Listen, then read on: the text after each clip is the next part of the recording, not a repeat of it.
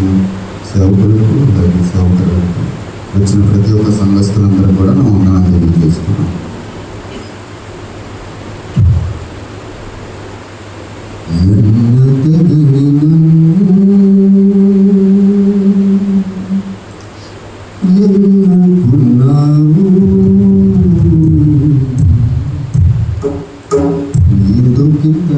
ప్రేమ సుఖము నా యేసయ్యా ఎంత మంచి ప్రేమ సుఖము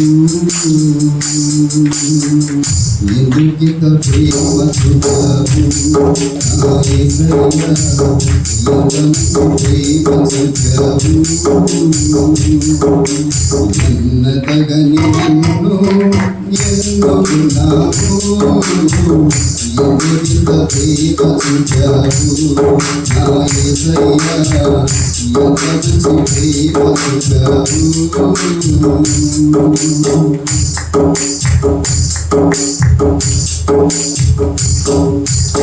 ఆపినైన నన్ను నీవు పరికరించినావు నా పాపములన్నిటినీ కడిగి వేసినావు ఆపినైన నన్ను నీవు పరికరించినావు నా పాపములన్నిటినీ కడిగి వేసినావు పతనమైన నా జీవిత గతిని మార్చినావు పతనమైన నా జీవిత గతిని మార్చినావు పనికిరాని నన్ను నీవు పనికి నిలిపినావు ఎందుకింత ప్రేమ సుఖము నా యేసయ్యా ఎంత మంచి ప్రేమ సుఖము ఎందుకింత ప్రేమ సుఖము నా యేసయ్యా ఎంత మంచి ప్రేమ సుఖము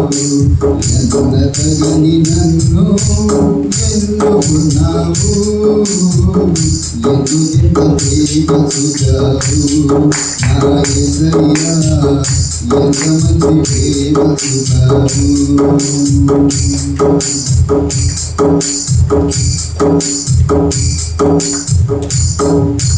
పరలోక పౌరత్వం నాకు నిలిచినావు పరిశుద్ధులతో నిలిచే భాగ్యమిచ్చినావు పరలోక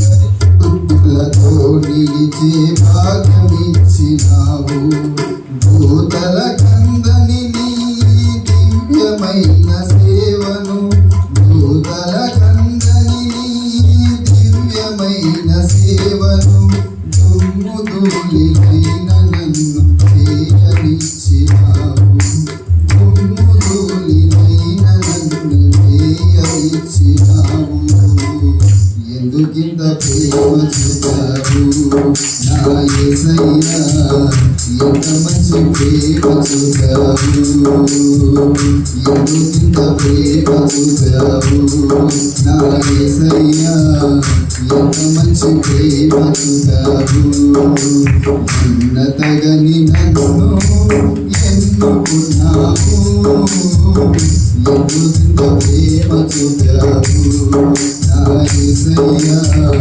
ఎంత మంచి ప్రేమ సుఖము ఎందుకింత ప్రేమ సుఖము యేసయ్యా ఎంత మంచి ప్రేమ సుఖము. హల్లెలూయా.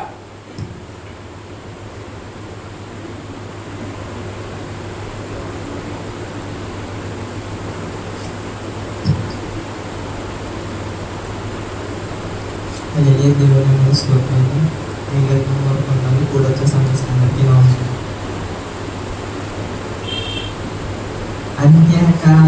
అంత్యకాలాభిషేకం సర్వజనుల కోసం కోతకాల దినముని తండ్రిని ఆత్మతో నింపుమా తండ్రిని ఆత్మతో నింపుమా అంత్యకాలాభిషేకం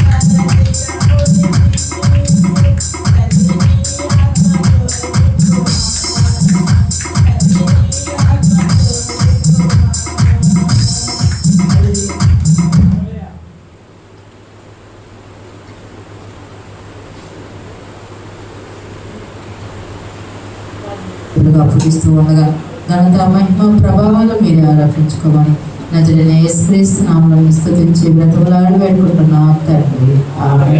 హల్లెలూయా, హల్లెలూయా. మనందరం లేచి నిలబడదాం. దావీదు రాసిన కీర్తనలు 44వ అధ్యాయం చదువుకుందాం.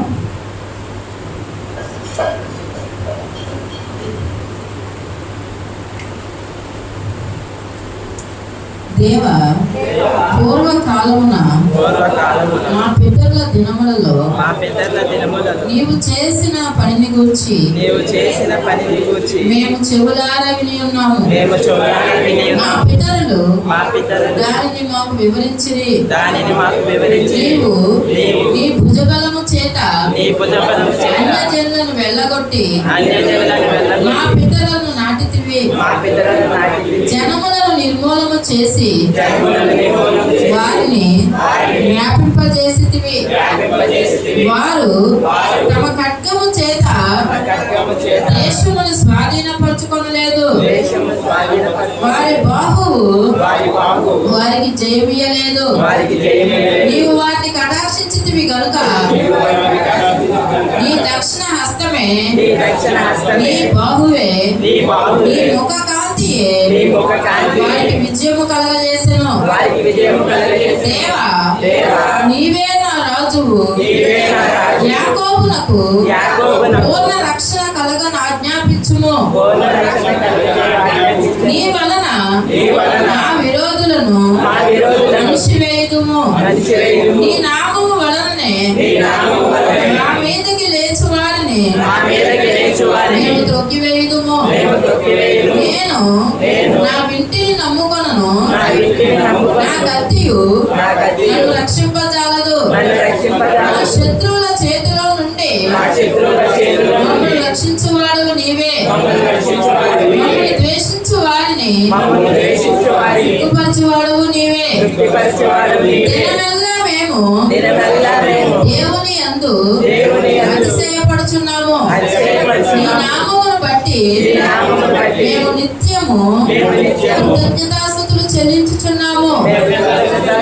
అయితే ఇప్పుడు నీవు మమ్మల్ని విడనాడి అవమానపరిచి ఉన్నావు. నా సేనలతో కూడా నీవు బయలుదేరకై ఉన్నావు. శత్రువుల ఎదుట నిలవకుండా మమ్మల్ని వెనుకకు పారజేయుచున్నావు. మమ్మల్ని ద్వేషించు వారు ఇష్టం వచ్చినట్లు మమ్మల్ని దోచుకొనుచున్నారు. భోజన పదార్థముగా ఒకడు గొర్రెలను అప్పగించినట్లు నీవు మమ్మల్ని అప్పగించి ఉన్నావు. అన్య జనులలోనికి మమ్మల్ని చెదరగొట్టి ఉన్నావు. అధికమైన ధన చెప్పక ధన ప్రాప్తి లేకయే నీవే నీ ప్రజలను అమ్మి ఉన్నావు. మా పొరుగు వారి దృష్టికి నీవు మమ్మను నిందాస్పదముగా చేసి ఉన్నావు.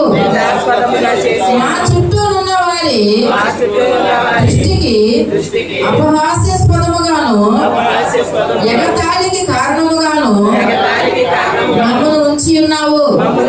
అన్య జనులలో మమ్మను సామెతకు హేతువుగాను ప్రజలు తల ఆడించుటకు కారణముగాను మమ్మను ఉంచి ఉన్నావు. నన్ను నిందించి దూషించు వారి మాటలు వినగా శత్రువులను బట్టి పగ తీర్చుకుని వారిని బట్టి దినమెల్లా నా అవమానమును తలపోయుచున్నాను. సిగ్గు నా ముఖమును కప్పి ఉన్నది. ఇదంతయు మా మీదకి వచ్చినను మేము నిన్ను మరువలేదు. నీ నిబంధన మీరి ద్రోహులము కాలేదు. నా హృదయము వెనుకకు మరలిపోలేదు. మా అడుగులు నీ మార్గమును విడిచి తొలగిపోలేదు. అయితే నక్కలున్న చోట నీవు మమ్మల్ని బహుగా నిలిపి ఉన్నావు. గాఢంధకారము చేత మమ్మల్ని కప్పి ఉన్నావు.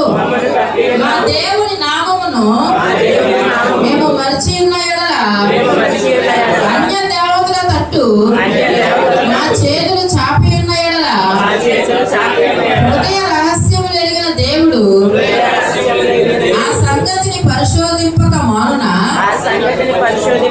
నిన్ను బట్టి దినమెల్లా మేము వధింపబడుచున్నాము.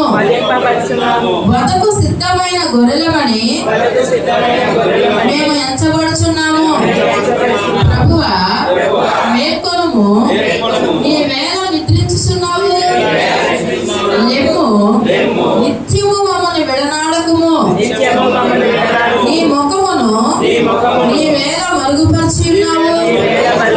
మా బాధను మాకు కలుగు హింసను నీ వేళ మరిచి ఉన్నావు. మా ప్రాణము నేలకు కృంగి ఉన్నది. మా శరీరము నేలను పట్టి ఉన్నది. మా సహాయమునకు లెమ్ము. నీ కృపను బట్టి మమ్మల్ని విమోచింపుము. ఈ పరిశుద్ధ వాక్యం దేవుడు దీవించిన గాక. మనందరం కూర్చుందాం. మరి ఇది సాక్ష్యం సమయం. మరి మొదటగా రాజు వచ్చి సాక్ష్యాన్ని పంచుకుంటుంది. రెండవది గోపాల్ వచ్చి సాక్ష్యాన్ని పంచుకుంటుంది.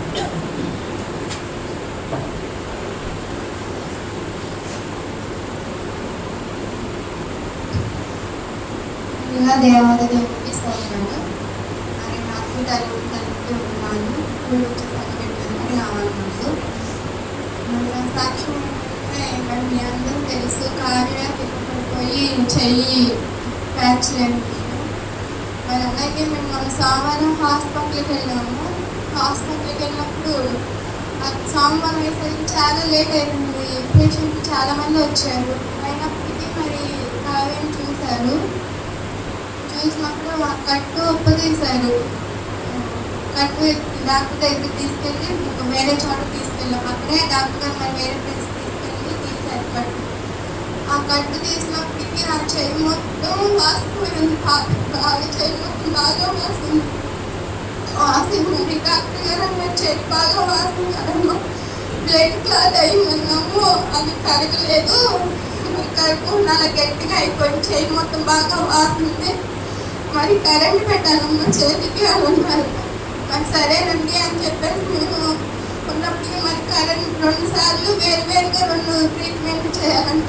మరి అలాగే 2 సార్లు కరెంట్ పెట్టినప్పుడు ఫస్ట్ అయితే నేను కార్య చాలా ఏడ్చింది. అమ్మ నెట్టి మరి ఆయిల్ వేసి అది కరెంట్ పెడుతుంటే ఏడ్చింది అని చెప్పేసి కొంచెం బాగా వేడిగా ఉండిద్దంట.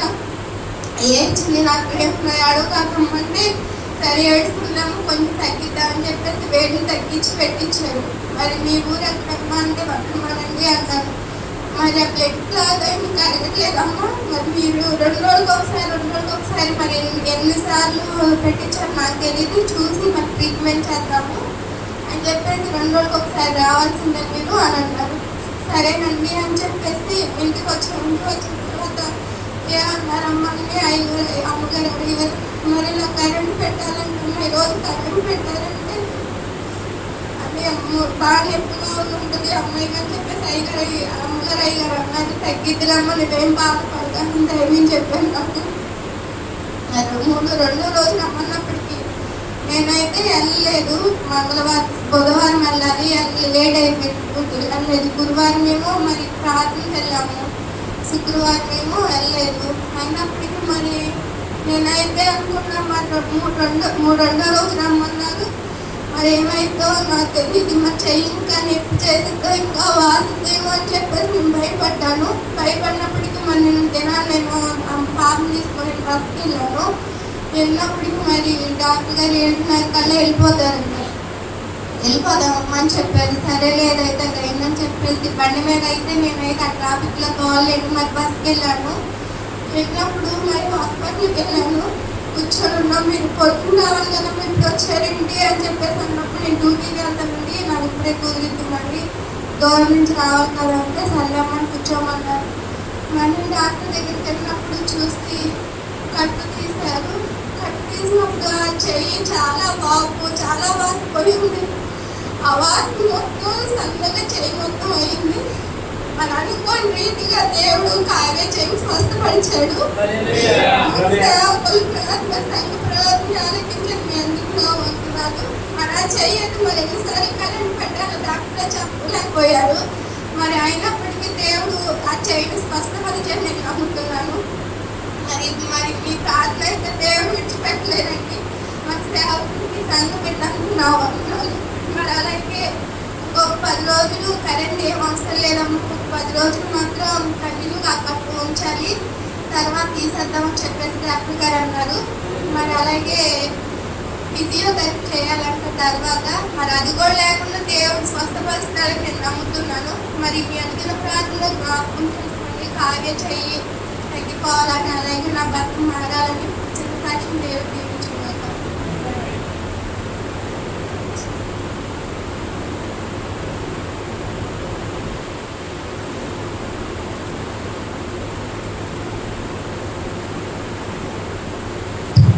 దేవుని స్తోత్రాలు. ఈ అవకాశం ఇస్తున్న అందరికీ, సేవకురానికి, అలాగే వచ్చిన ప్రతి ఒక్క సంవత్సరానికి నా వందనాలు తెలియజేస్తాను. నా సాక్ష్యం ఏంటంటే, మరి ఆ మామిడికాయ విషయంలో, మరి మామిడికాయ విషయంలో దేవుడు గొప్ప కార్యం జరిగించాడు. మరి ఎన్నో మందులు కొట్టాను. మరి దగ్గరగా 70,000 రూపాయలు పెట్టుబడి పెట్టాం ఆ తోట మీద. పెడితే మరి మా అమ్మేమో అమ్మేయ మరి చాలామంది మందులు పడుతున్నాం కదా, డబ్బులు అయిపోతున్నాయి, అమ్మేసి ఎంత కొంత అంటుంది. నాకేమో అమ్మాయి పెంచుకోవాలి పోతావా, ఎంత వచ్చినా సరే దేవుడు పెట్టుబడి పెట్టింది అనేం చేయడు. ఎంతో కొంత 10,000 అయినా 20,000 అయినా సరే లాభం ఇస్తారని నాకు నమ్మకం ఉంది, విశ్వాసం ఉంది. మరి అదేవిధంగా మా అమ్మేమో అన్నీ అంటుంది. సర్లేని వచ్చారు, వస్తే వాళ్ళేమో కరెక్ట్గా నేనేమో లక్షణాలు చెప్పారు, వాళ్ళేమో 70,000 చెప్పారు. 70,000 అంటే మనం పెట్టుబడి పెట్టాను. మరి నా కోళ్ళు నీళ్ళు పెట్టుడు అవన్నీ వేసుకుంటే దగ్గర 80,000 చెల్లైపోతుంది. నేను ఎవరిని చెప్పేశాను. తర్వాత మా అమ్మేమో ఇంట్లో నన్ను అమ్మేయమంటే అమ్మేయలేదు, ఇప్పుడు చూడు అని అంటాను. మరి దేవుడు గొప్ప కార్యం అంటే, మరి కోసేటప్పుడు సేవకులు ఫోన్ చేయించి ప్రార్థన చేసి ఇచ్చారు. మరి సేవకులు ప్రార్థన, సంఘం యొక్క ప్రార్థన, మరి ఆ 70,000 కూడా అసలు వచ్చేసి ఇప్పటికీ 30,000 40,000 70,000 కాగా వచ్చినాయి. దేవుడికి వందనాలు. మరి అది దేవుడి యొక్క గొప్ప కార్యమే. మరి అదేవిధంగా ఆటో విషయంలో మరి ఎన్నో ఆటో అని కాదు కానీ చాలా వ్యాపారాలు చేద్దామని అనుకున్నా. మరి బఫెట్ విషయంలో పెట్టినాం, లేదా ఇస్తరాగుల్లా కంపెనీలు పెడదాం, మరి టీ కొట్టు పెడదాము, అవన్నీ చాలా చాలా అనుకున్నా కానీ మరి దేవుడి యొక్క ప్రణాళికను బట్టి మరి ప్రభా మరి నీ సన్నిధిలో మరి నీ ఆలోచనలు అయితే వస్తున్నాయి ప్రభా. మరి నీ ఆలోచన ఏంటో మరి నాకైతే తెలియట్లేదయ్యా, నువ్వే మరి మార్గం చూపించు ప్రభా అన్నప్పుడు మరి ఆటో కొందామని మరి నేను ఒకటే నిర్ణయించుకున్నా. మరి ఆటో కొంటే కనుక ప్రభా నీ పరిచర్యలో నేను తిప్పుతాను ప్రభా అన్నప్పుడు దేవుని కృపను బట్టి మరి నేను మా మామయ్య వెళ్ళాము. మరి బావ కూడా వచ్చారు. ముగ్గురు వెళ్ళినప్పుడు కరెక్ట్గా వారం తిరిగినా కూడా ఆటో దొరకట్లా. మరి ఏం చేయాలి ప్రభు అన్నప్పుడు మరి బంగారం తాకడ పెట్టి ఆ బ్యాంకులో 1,80,000 తీసుకున్నాం. నా ఉంగరమాను మరి రాణి నాంతాడు పెట్టి మరి వారం డబ్బులు తీసుకొచ్చాము, ఇంట్లో పెట్టాను. మరి ఏమో తిరుగుతున్నాం, అదేమో ఆటోనేమో దొరకట్లేదు. దగ్గర ఆ డబ్బులు తీసుకొచ్చి 15 రోజులు అయిపోతుంది, ఇంట్లోనే పెట్టి మరి వడ్డీ ఏమో పెరిగిపోతుంది. మరి ఆటో కొన్నామంటేనేమో దొరకట్లేదు. మరి వచ్చి మరి వెళ్ళినప్పుడు మరి అమ్మగారు అయ్యగారు మరి మేము వెళ్ళేటప్పుడు ప్రార్థన చేయించుకున్నాము. దేవుని కృపను బట్టి మరి దేవుడు యొక్క వాహనం ముందుగానే నాకు నిర్ణయించాడేమో, మరి ఆ వాహనము సిద్ధపాటు చేశాడు. మరి అప్పుడు ఫస్ట్లో వెళ్ళినప్పుడేమో 1,70,000 అని చెప్పాడు. తర్వాత మళ్ళీ 2-3 వారం ఆగిన తర్వాత మళ్ళీ వెళ్ళినప్పుడు 1,60,000 అని చెప్పాడు. మరి దేవుడి కృపను బట్టి 1,53,000 దేవుడు కృప చూపించాడు. మరి ఆ వాహనం తెచ్చిన కానించి మరి ఈ చిన్న ఒక 5-10,000 లోపు పెట్టుబడి ఎక్కించాను. మరి దేవుడి కృపను బట్టి నేను మరి అయ్యగారు ఎప్పుడో చెబుతున్న దేవుడు మీద ఆధారపడయ్యా, దేవుడే నీకు సహాయం చేస్తాడు అన్నప్పుడు మరి దేవుని కృపను బట్టి మరి వచ్చిన ఆటో కానించి ఒక్కరోజు కూడా ఇంటికాలంలో ఎటో అటు కిరాయికి వెళ్తానే ఉంది. దేవుడికి కృప అది. మరి అదేవిధంగా మరి మొన్న అయితే ఆటో బ్యాటరీ స్టార్ట్ అవ్వాలి. అంతకుముందు ఛార్జింగ్ పెట్టాము, బ్యాటరీ తీసుకెళ్ళి సర్లేని ఛార్జింగ్ ఎక్కినప్పుడు తర్వాత 10 రోజులు బాగానే ఉంది, మళ్ళీ స్టార్ట్ అవ్వడంలో. మరి ఏంటంటే మరి నీ సన్నిధిలో నన్ను సాక్షిగా నిలబెట్టినప్పుడు మరి అక్కడికి వెళ్ళాము, ఆయపల్లి వెళ్ళాము. ఆయపల్లి వెళ్ళిన తర్వాత ఇది పాత బ్యాటరీగా ఇప్పుడు వేశారు, ఇది పనికిరాదు అన్నప్పుడు నేను ముందుగానే అది 3,500 రూపాయలు, అప్పుడు బ్యాటరీ ఎంత అంటే 3,500 రూపాయలు అని ముందుగానే తీసుకెళ్ళా, డబ్బులు కూడా తీసుకెళ్ళినప్పుడు అది బ్యాటరీ వేసినప్పుడు ఛార్జింగ్ కొత్త బ్యాటరీ వేశారు, ఛార్జింగ్ ఎక్కట్లేదు అయ్యా దీనికి అన్న. మళ్ళీ నాకు టెన్షన్ వస్తుంది, ఏం ప్రభు మరి నీ సన్నిధిలో నన్ను సాక్షిగా నిలబెట్టు ప్రభు ఆ బ్యాటరీ విషయంలో నేను అన్నప్పుడు ఆ బ్యాటరీ మళ్ళీ రేపు తీసుకురయ్యా ఒకసారి చెక్ చేద్దాం అన్నప్పుడు మళ్ళీ వేసిన తర్వాత రోజు తీసుకెళ్ళి ఐర్పిల్లి కొట్టుగడి తీసుకెళ్తే చూసిన తర్వాత బాగానే ఎక్కుతుందిలే ఛార్జింగ్ అన్నాడు. దేవుని నామానికి స్తోత్రాలు. మరి అదేవిధంగా మొన్న కిరాయికి వెళ్ళా, విజయవాడ ట్రైన్ వేసుకొని నేను పట్టి డబ్బులు దగ్గర 4-5 వేస్తుంటే పట్టి డబ్బులు 4 రావాల్సింది నేను 3 తీసుకొని వచ్చేసి ఒక పట్టి ఏమో 7,000 రూపాయలు పట్టి. అది ఆ పట్టి మరి నేను ఫోన్ చేశాడు, అతను చేసినప్పుడు తీసుకున్నా అని చెప్పాను. తీసుకున్నా అన్నప్పుడు సర్లేని వచ్చేసిన తర్వాత పట్టి కనపడతల్లా, 2 పట్టీలే ఉన్నాయి.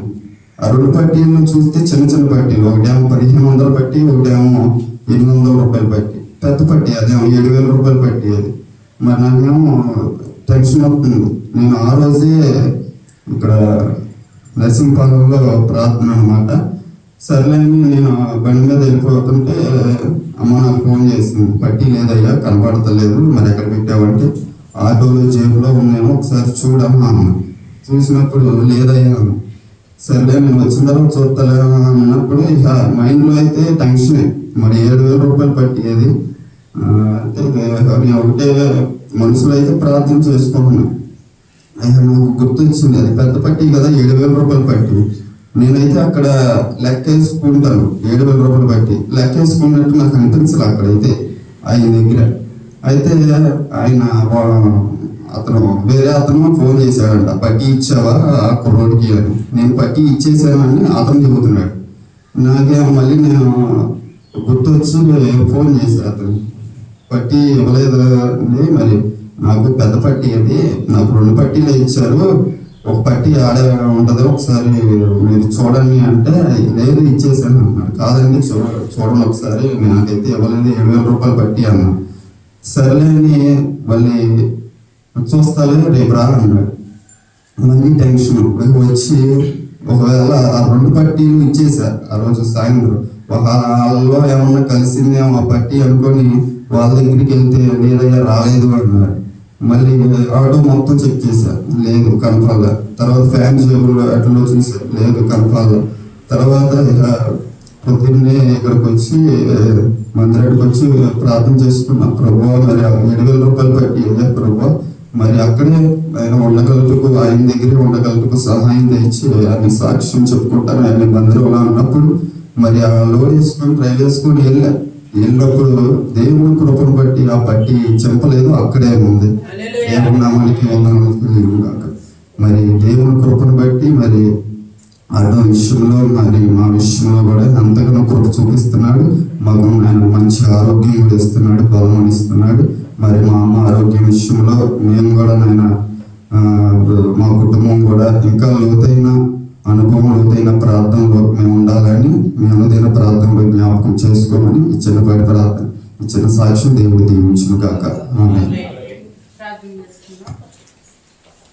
స్తోత్రం తండ్రి. నుంచి చదువుకుందాం.